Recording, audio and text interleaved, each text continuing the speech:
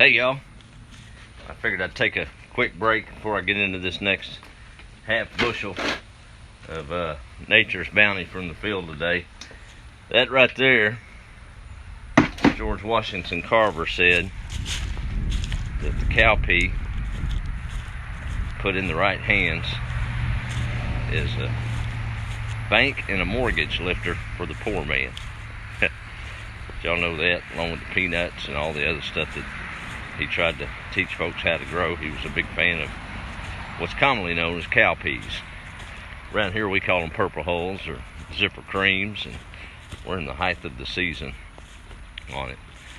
And that little old bucket there, it's funny how it started. It was actually, food history always fascinates me. History of any kind does, but the old cowpea came from Africa to begin with. The slave trade, unfortunately, ended up in the South, and that's what the poor folks ate. Black-eyed peas, some of y'all up north know that. But purple hull's a little different on that.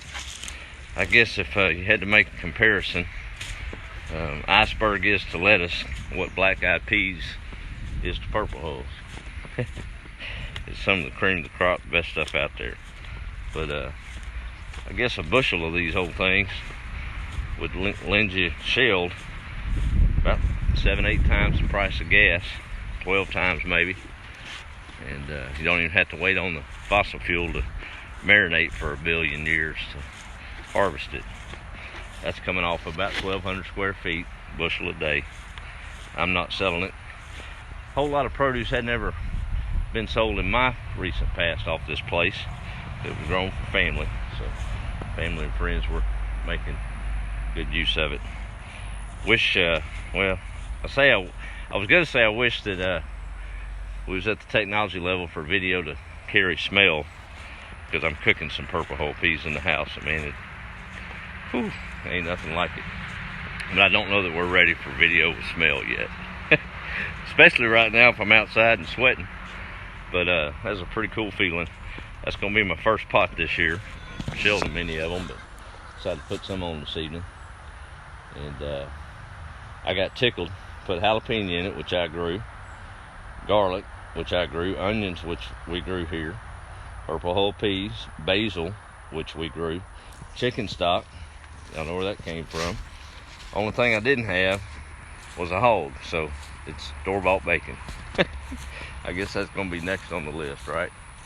But sure feels good to harvest a little bit, and we're going to did a little bartering this week with a good friend out of Etoll, and she dropped off some sausage and deer steak and the like. And we're going to get those potatoes boiling here in a minute. Maybe a little corn. Got some bluebell in the freezer. I don't know if there's better living than that, y'all. We're still after that old predator here on the place. Game cameras are working, but I don't think it's our main predator. We got a little old coyote dog running around in the middle of the night, but chickens are getting taken during the day. But that's all right too. Speaking of that old cowpea, I was looking it up, and folklore says that it had a big part in the South's survival during the Civil War. A couple of different accounts.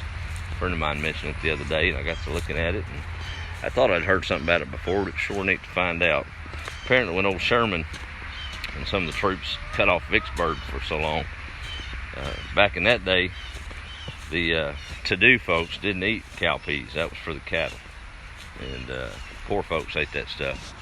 Well, it's funny what you'll eat when you get a little hungry, and after several weeks of being cut off from any supplies, the old cowpeas started looking pretty good, and sure enough they became a staple. They say that's where the whole black-eyed pea good luck tradition comes in New Year's, especially for us down south. It was good luck to have some food to survive, and the rest is history.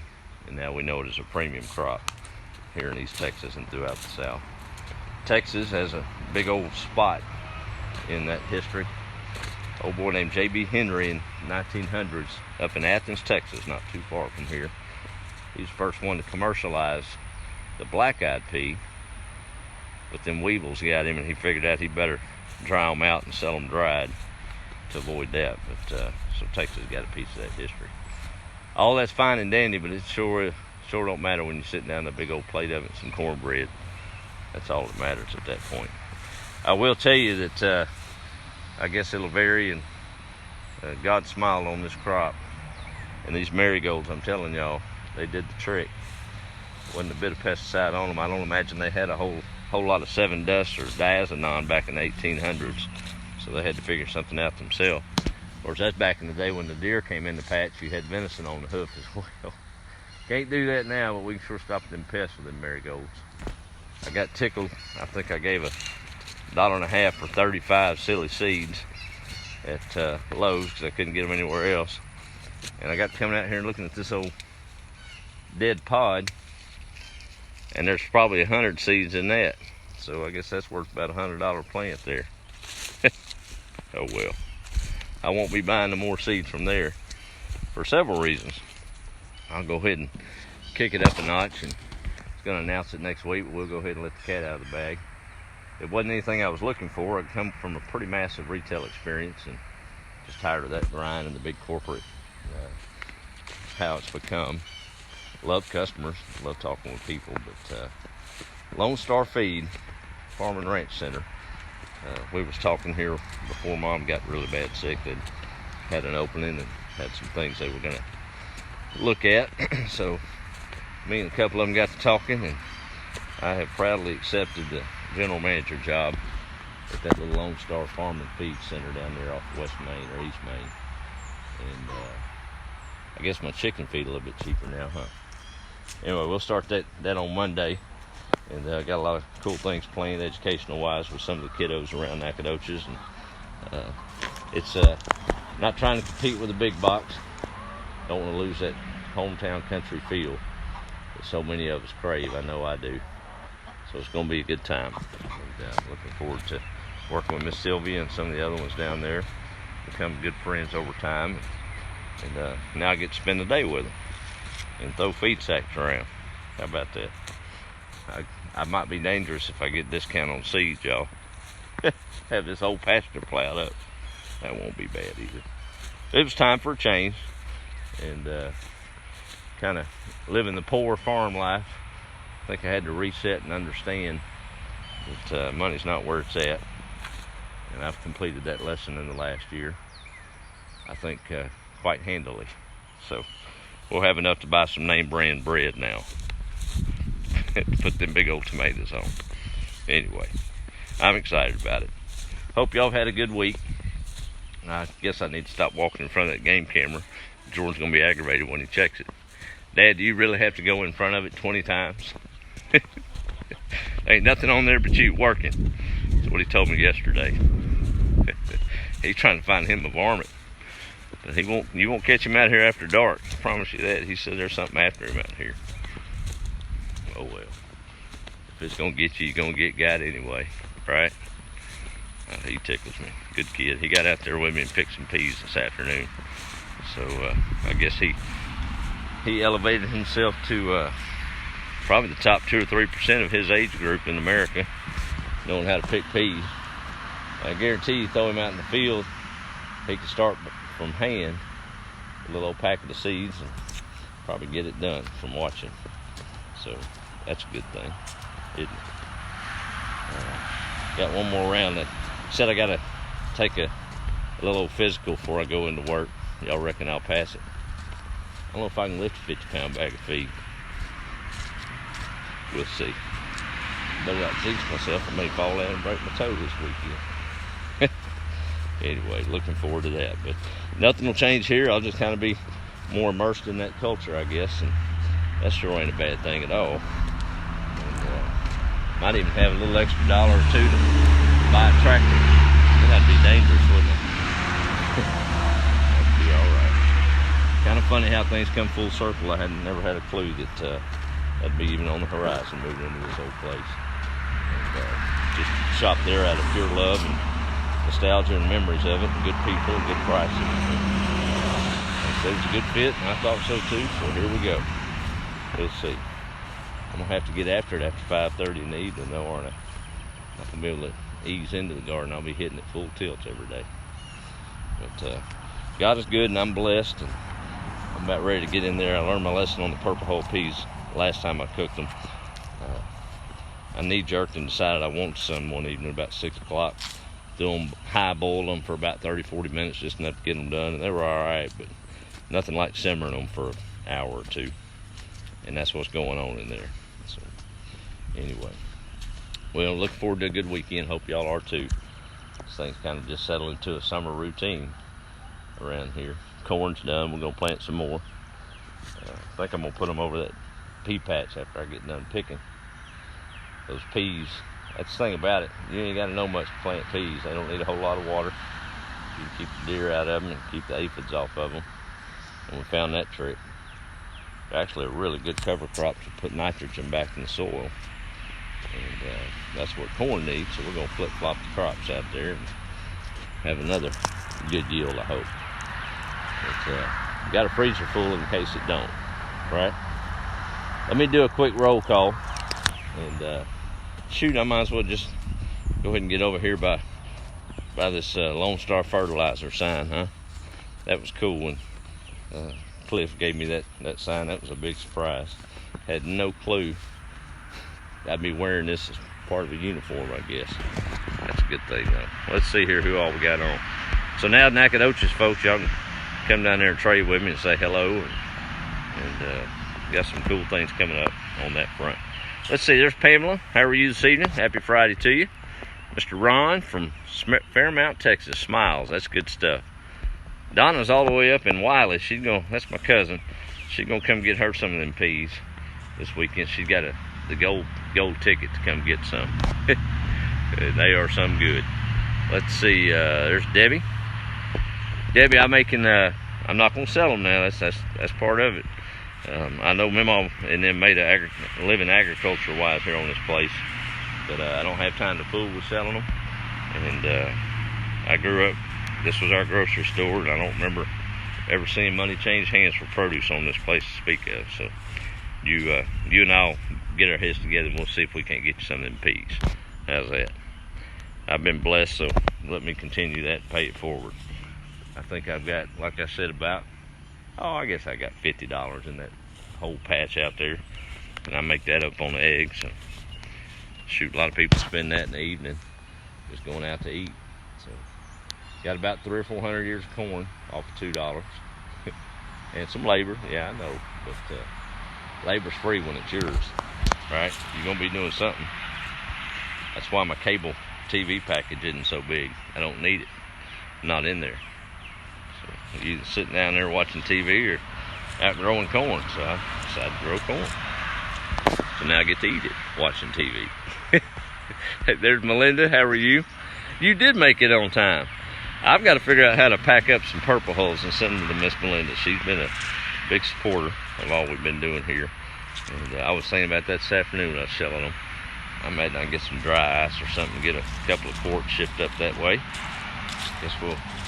I may partner with her. She is a shipping queen. Maybe she can tell me a couple of hints how to do that. That'd be cool. Let's see here. There's Debbie. How are you? And Sharon from Corpus Christi. Bacon and salt pork. Well, I did bacon. We did a ham hock last time, and Jordan wasn't real fond. I left it in there, and he got into some of that meat. Wasn't really supposed to, and he kind of got turned off by it. So I put bacon in it on this round. Those of you that hadn't made it, I think HEB has stepped up, even Brookshire and some other ones. You can buy fresh purple hulls now. But all I do with it is take a few pieces of bacon, chop it up a little bit, and saute it in the saucepan that I'm going to put I guess it's about a 3-quart pan. And just cover the bottom in bacon, let that sizzle a little bit, and throw my onions and chopped jalapeno and garlic. And I put bay leaves or cilantro, whatever I got. Well, I put the bay leaf cilantro in it later. But just kind of get that good and sauteed, and I put chicken broth to cover the peas and bring it to a boil for about 2 minutes and back it down to simmer, and just let it sit there and slow simmer for an hour or two if you got it. Sure lock that flavor in a lot better. Of course, salt and pepper to taste. And I put a few red pepper flakes in mine too, just to kick it up a notch, I guess. But pretty simple stuff, easy and good eating. Let's see, Oh, you got that rooster. All right, well, you're welcome anytime. We may have to trade out some peas for that old rooster. We've got, I counted them all ago, 12 biddies in the house that just hatched this week. Another 10 in the condo out there. And so that's 22 hens. And I have got them under lock and key. So we're growing the flock little bit by little bit. We get another rooster, we'll have some more hatch out, I guess, for too long. And there's Susan K. How are you, from Michigan? In the 70s today. Well, I think it was 70 about 3 a.m. this morning. We ain't seen it since.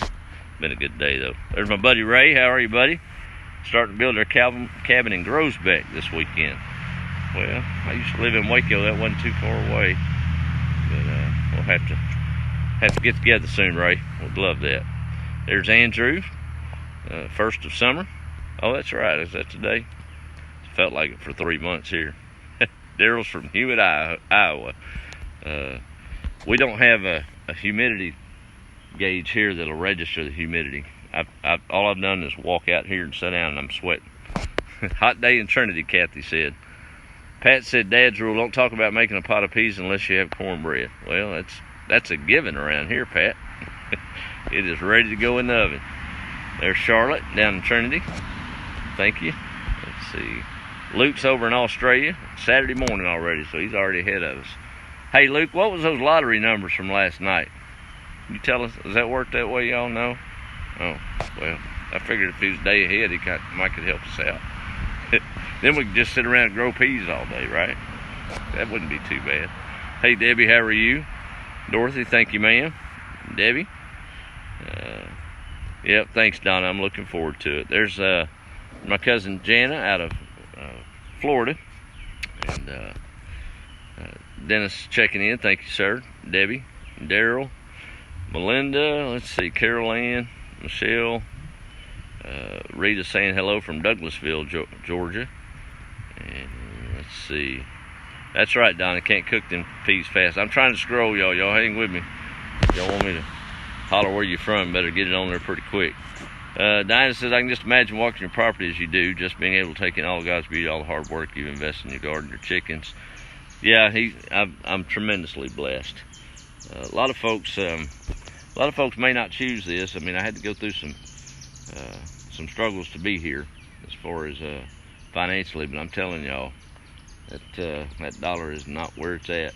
It isn't, and we're so trained to trade our time for that paycheck. We got to do it. I get it, but I've counted this a supreme blessing, and I'll eat no-name bread if it means living like this. Straight talk. So that's just how it is. Let's see. There's Brenda in Arkansas, Val in Lampasas, and Kelly's on. How are you, ma'am? And let's see, there's Charlotte. Jean's in Martinsville. Mike's in California. And my good friend Pam. What a miracle with your brother Randy. Good friend. Good family friends from way back. That was a miraculous healing there. Good stuff. Billy, how are you this evening? All right, I'm sweating up a storm, and that wind's blowing in Purple Hull this way. So I've got another half bushel to shell, and gonna go get involved with a pot of them that are cooked. That's motivation to keep shelling when you can smell them cooking in there, right? All right.